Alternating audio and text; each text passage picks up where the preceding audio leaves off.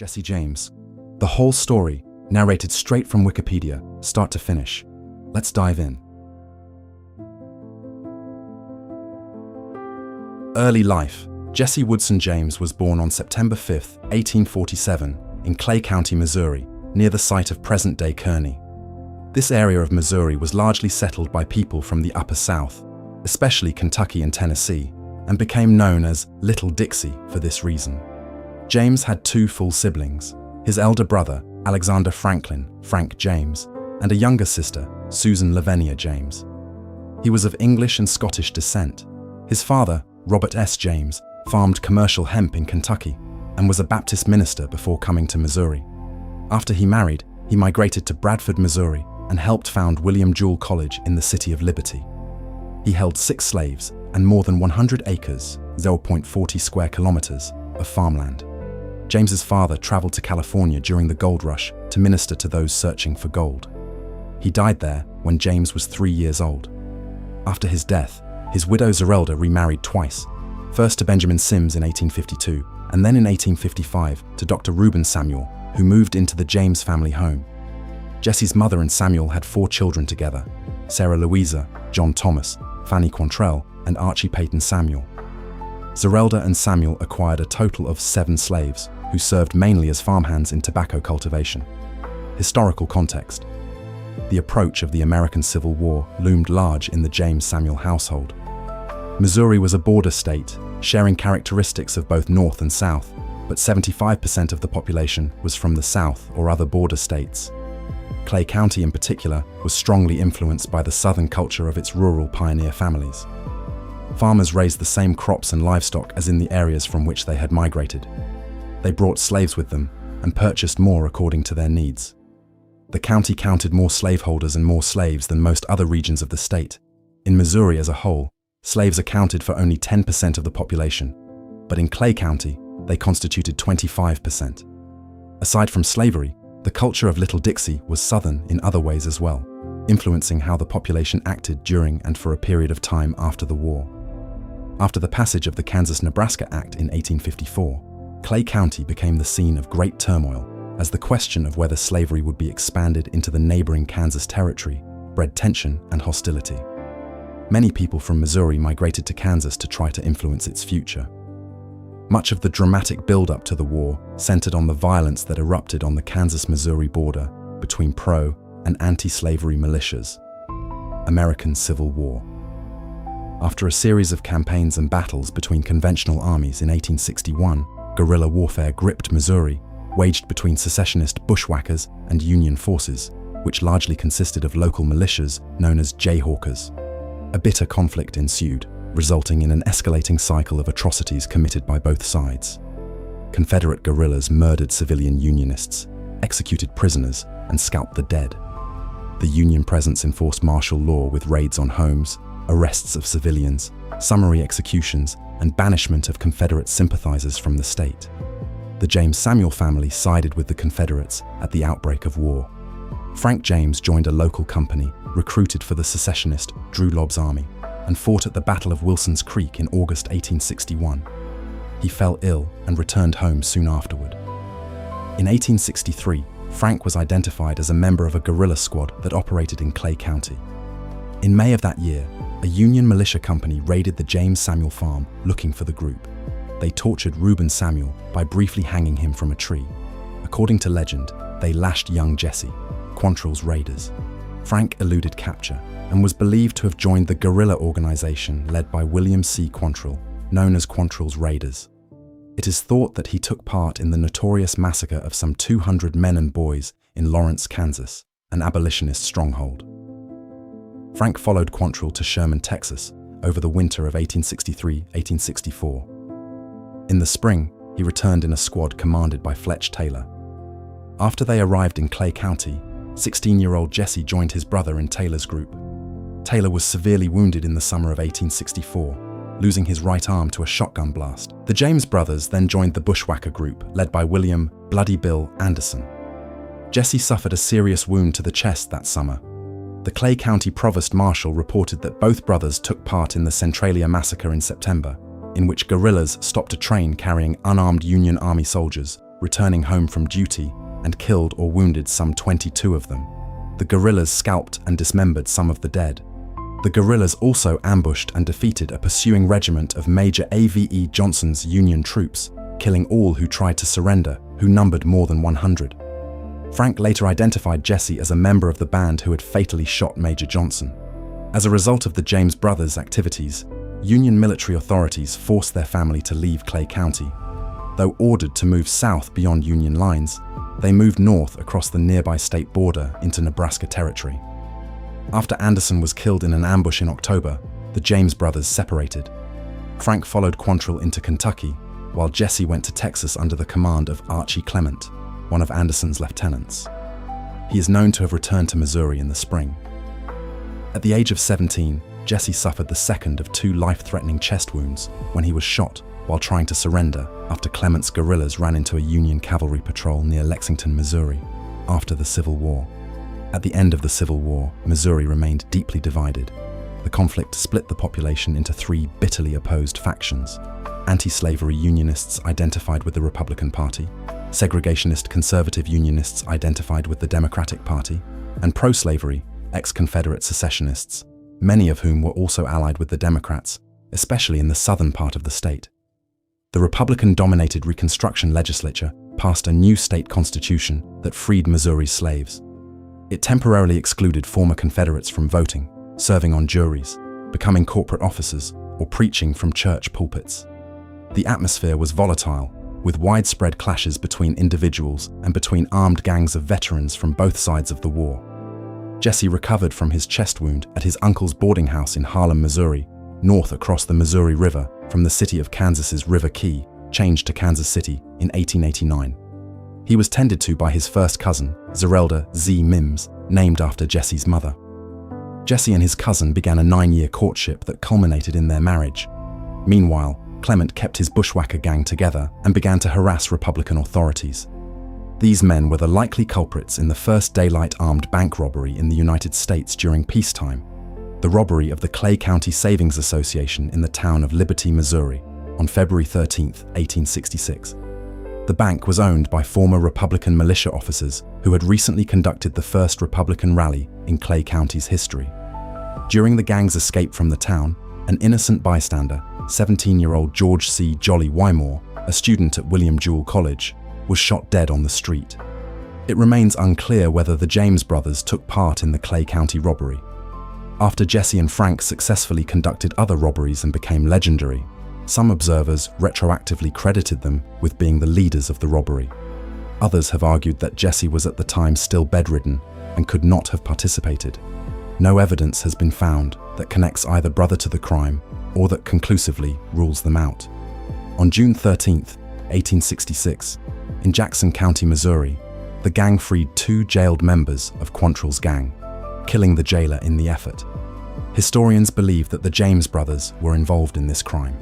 Local violence continued to increase in Missouri. Governor Thomas Clement Fletcher had recently ordered a company of militia into Johnson County to suppress guerrilla activity. Clement continued his career of crime and harassment of the Republican government, to the extent of occupying the town of Lexington, Missouri, on Election Day in 1866. Shortly afterward, the state militia shot Clement dead. James wrote about this death with bitterness a decade later. The survivors of Clement's gang continued to conduct bank robberies over the next 2 years, though their numbers dwindled through arrests, gunfights, and lynchings. While they later tried to justify robbing the banks, most of their targets were small, local banks based on local capital, and the robberies only penalized the locals they claimed to support. On May 23, 1867, for example, the gang robbed a bank in Richmond, Missouri, during which they killed the mayor and 2 others. It remains uncertain whether either of the James brothers took part, although an eyewitness who knew the brothers told a newspaper 7 years later, positively and emphatically, that he recognized Jesse and Frank James among the robbers. In 1868, the brothers allegedly joined Cole Younger in robbing a bank in Russellville, Kentucky. Jesse James did not become well known until December 7, 1869, when he, and most likely Frank, robbed the Daviess County Savings Association in Gallatin, Missouri. The robbery netted little money. Jesse is believed to have shot and killed the cashier, Captain John Sheets, mistakenly believing him to be Samuel P. Cox, the militia officer who had killed Bloody Bill Anderson during the Civil War.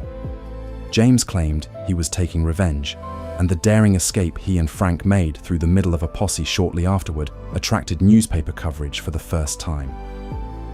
An 1882 history of Daviess County said, "The history of Daviess County has no blacker crime in its pages than the murder of John W. Sheets." The only known civil case involving the James brothers was filed in the Common Pleas Court of Daviess County in 1870. In the case, Daniel Smoot asked for $223.50 from Frank and Jesse James to replace a horse, saddle, and bridle stolen as they fled the Gallatin robbery. The brothers denied the charges, saying they were not in Daviess County on the day the robbery occurred. They failed to appear in court, and Smoot won his case against them. It is unlikely that he ever collected the money due. The Gallatin robbery marked the emergence of Jesse as the most famous survivor of the former Confederate bushwhackers. It was the first time he was publicly labeled an outlaw. Missouri Governor Thomas T. Crittenden set a reward for his capture. This was the beginning of an alliance between James and John Newman Edwards, editor and founder of the Kansas City Times. Edwards, a former Confederate cavalryman, was campaigning to return former secessionists to power in Missouri. 6 months after the Gallatin robbery, he published the first of many letters from Jesse asserting his innocence. Jesse also submitted a formal proof of alibi, consisting of sworn affidavits from neighbors and family members placing him in Kearney on the evening of the robbery. Over time, the letters gradually became more political in tone, with Jesse denouncing the Republicans and expressing pride in his Confederate loyalties. Together with Edwards' admiring editorials, the letters helped Jesse become a symbol of Confederate defiance of federal Reconstruction policy. Jesse's initiative in creating his rising public profile is debated by historians and biographers. The high tensions in politics accompanied his outlaw career and enhanced his notoriety. James' Younger Gang. Meanwhile, the James brothers joined with Younger and his brothers, John, Jim, and Bob, as well as Clell Miller and other former Confederates, to form what came to be known as the James Younger Gang. With Jesse as the most public face of the gang, though with operational leadership likely shared among the group, the gang carried out a string of robberies from Iowa to Texas and from Kansas to West Virginia. They robbed banks, stagecoaches, and a fair in Kansas City, Missouri, often carrying out their crimes in front of crowds and even hamming it up for the bystanders. On July 21, 1873, the James Younger Gang turned to train robbery, derailing a Rock Island Line train west of Adair, Iowa, and stealing approximately $3,000, equivalent to $81,000 in 2025. For this, they wore Ku Klux Klan masks. By this time, the Klan had been suppressed in the South by President Ulysses S. Grant's use of the Enforcement Acts. Former rebels attacked the railroads as symbols of threatening centralization. The gang's later train robberies had a lighter touch. The gang held up passengers only twice, choosing in all other incidents to take only the contents of the express safe in the baggage car. Edwards made sure to highlight such techniques when creating an image of Jesse as a kind of Robin Hood. Despite public sentiment toward the gang's crimes, there is no evidence that the gang ever shared any of the robbery money outside their personal circle. Jesse and his cousin Zerelda married on April 24, 1874. They had 2 children who survived to adulthood, Jesse Edward James, B. 1875, and Mary Susan James, later Barr, B. 1879. Twins Gould and Montgomery James, B. 1878, died in infancy. Jesse Jr. became a lawyer who practiced in Kansas City, Missouri, and Los Angeles, California. Pinkertons. In 1874, the Adams Express Company turned to the Pinkerton National Detective Agency to stop the James Younger Gang. The Chicago-based agency worked primarily against urban professional criminals, as well as providing industrial security, such as strike-breaking. Because the gang received support from many former Confederate soldiers in Missouri, they eluded the Pinkertons. Joseph Witcher, an agent dispatched to infiltrate Zerelda Samuel's farm, was soon found killed. 2 other agents, Captain Louis J. Lull and John Boyle, were sent after the Youngers. Lull was killed by 2 of the Youngers in a roadside gunfight on March 17, 1874. Before he died, Lull fatally shot John Younger. A deputy sheriff named Edwin Daniels also died in the skirmish. Alan Pinkerton, the agency's founder and leader, took on the case as a personal vendetta. He began to work with former Unionists who lived near the James family farm. On the night of January 25, 1875, he staged a raid on the homestead. Detectives threw an incendiary device into the house. It exploded, killing James's young half-brother Archie and blowing off one of Zerelda Samuel's arms.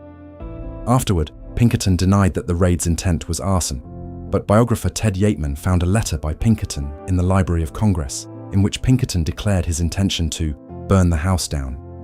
Many residents were outraged by the raid on the family home. The Missouri legislature narrowly defeated a bill that praised the James and younger brothers and offered them amnesty. Allowed to vote and hold office again, former Confederates in the legislature voted to limit the size of rewards the governor could offer for fugitives. This extended a measure of protection over the James Younger gang by minimizing the incentive for attempting to capture them.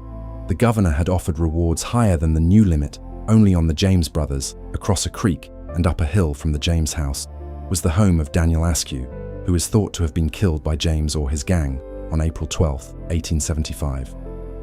They may have suspected Askew of cooperating with the Pinkertons in the January 1875 arson of the James house. Downfall of the gang. On September 7, 1876, the opening day of hunting season in Minnesota, the James Younger gang attempted a raid on the First National Bank of Northfield, Minnesota. The robbery quickly went wrong, however, and after the robbery, only Frank and Jesse James remained alive and free. Cole and Bob Younger later said they selected the bank because they believed it was associated with the Republican politician Adalbert Ames, the governor of Mississippi during Reconstruction, and Union General Benjamin Butler, Ames's father-in-law and the Union commander of occupied New Orleans. Ames was a stockholder in the bank, but Butler had no direct connection to it. The gang attempted to rob the bank in Northfield at about 2 p.m. To carry out the robbery, the gang divided into two groups. 3 men entered the bank, 2 guarded the door outside, and 3 remained near a bridge across an adjacent square. The robbers inside the bank were thwarted when acting cashier Joseph Lee Haywood refused to open the safe, falsely claiming that it was secured by a time lock, even as they held a Bowie knife to his throat and cracked his skull with a pistol butt. Assistant cashier Alonzo Enos Bunker was wounded in the shoulder as he fled through the back door of the bank. Meanwhile, the citizens of Northfield grew suspicious of the men guarding the door and raised the alarm.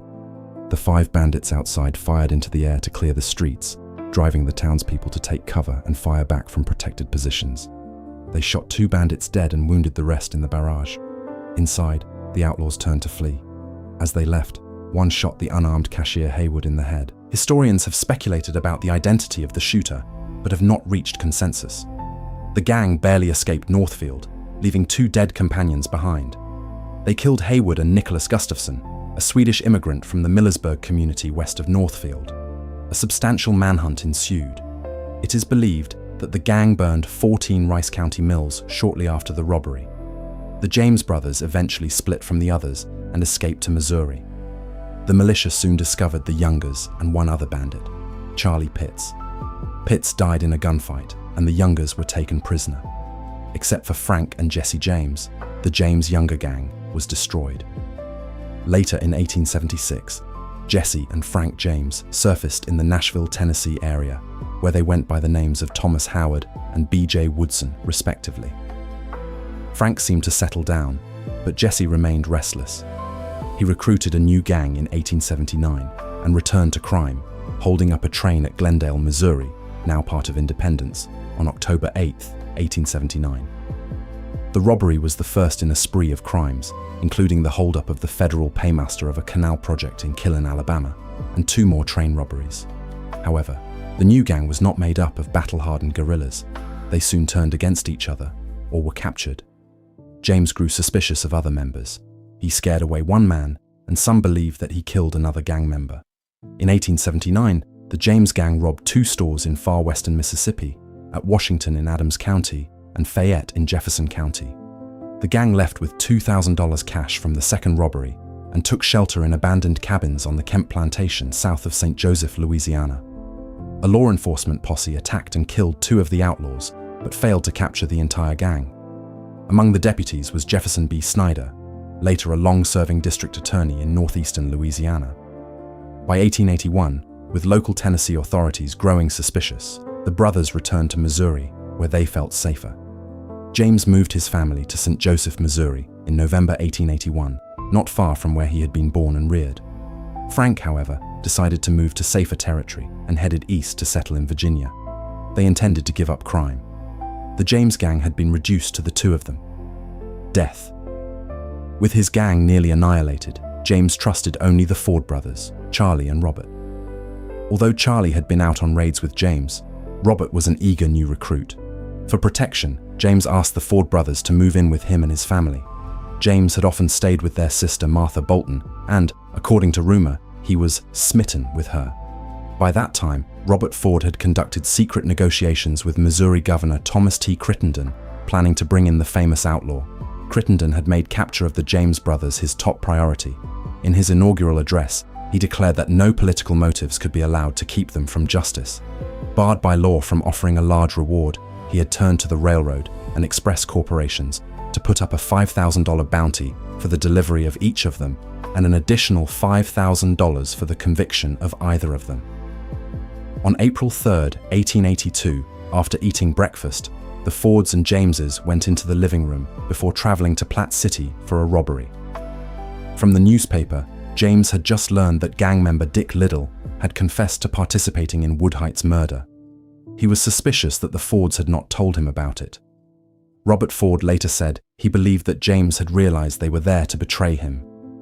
Instead of confronting them, James walked across the living room and laid his revolvers on a sofa. He turned around and noticed a dusty picture above the mantel and stood on a chair to clean it. Robert Ford drew his weapon and shot the unarmed Jesse James in the back of the head. James's two previous bullet wounds and partially missing middle finger served to positively identify the body. The death of Jesse James became a national sensation. The Fords made no attempt to hide their role. Robert Ford wired the governor to claim his reward. Crowds pressed into the little house in St. Joseph to see the dead bandit. The coroner's jury, convened the following morning in a courtroom crowded to suffocation, returned a verdict that the deceased is Jesse James and that he came to his death by a pistol shot in the hands of Robert Ford. Jesse's mother, Zerelda Samuels, testified at the inquest and caused a dramatic scene when she spotted Dick Little near the door, turning on him with the words, "Traitor, traitor, traitor," before being escorted from the room. The Ford brothers surrendered to the authorities and were dismayed to be charged with first-degree murder. In the course of a single day, the Ford brothers were indicted, pleaded guilty, were sentenced to death by hanging, and were granted a full pardon by Governor Crittenden. The governor's quick pardon suggested he knew the brothers intended to kill James rather than capture him. The implication that the chief executive of Missouri conspired to kill a private citizen startled the public and added to James's notoriety. After receiving a small portion of the reward, the Fords fled Missouri. Sheriff James Timberlake and Marshal Henry H. Craig, who were law enforcement officials active in the plan, were awarded the majority of the bounty. Later, the Ford brothers starred in a touring stage show in which they reenacted the shooting. Public opinion was divided between those against the Fords for murdering Jesse and those of the opinion that it had been time for the outlaw to be stopped. Suffering from tuberculosis, then incurable, and a morphine addiction, Charlie Ford committed suicide on May 6, 1884, in Richmond, Missouri. Robert Ford operated a tent saloon in Creede, Colorado. On June 8, 1892, Edward O'Kelly went to Creede, loaded a double-barrel shotgun, entered Ford's saloon and said, "Hello, Bob," before shooting Ford in the throat, killing him instantly.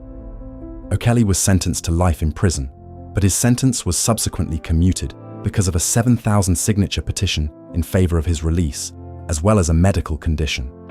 The governor of Colorado pardoned him on October 3, 1902. James's original grave was on his family property, but he was later moved to a cemetery in Kearney. The original footstone is still there, although the family has replaced the headstone. James's mother, Zerelda Samuel, wrote the following epitaph for him: "In loving memory of my beloved son, murdered by a traitor and coward whose name is not worthy to appear here." James's widow, Zerelda Mims. James died alone and in poverty. Rumors of survival. Rumors of Jesse James's survival proliferated almost as soon as the newspapers announced his death. Some said that Robert Ford killed someone other than James in an elaborate plot to allow him to escape justice. These tales have received little credence, then or since. None of James's biographers accepted them as plausible. The body buried in Kearney, Missouri, marked Jesse James, was exhumed in 1995 and subjected to mitochondrial DNA typing. The report, prepared by Anne C. Stone, Ph.D., James E. Stars, LLM, and Mark Stoneking, Ph.D., confirmed that the mtDNA recovered from the remains was consistent with the mtDNA of one of James's relatives in the female line.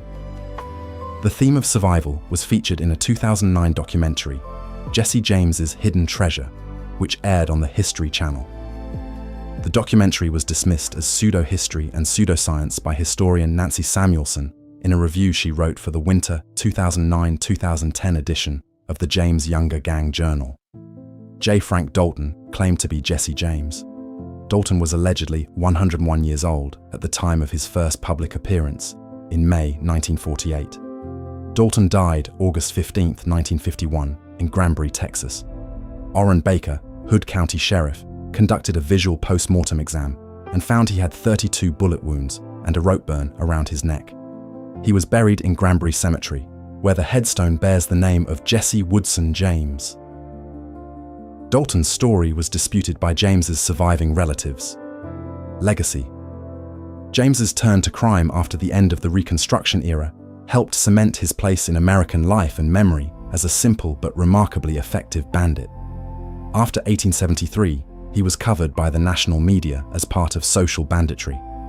During his lifetime, James was celebrated chiefly by former Confederates, to whom he appealed directly in his letters to the press.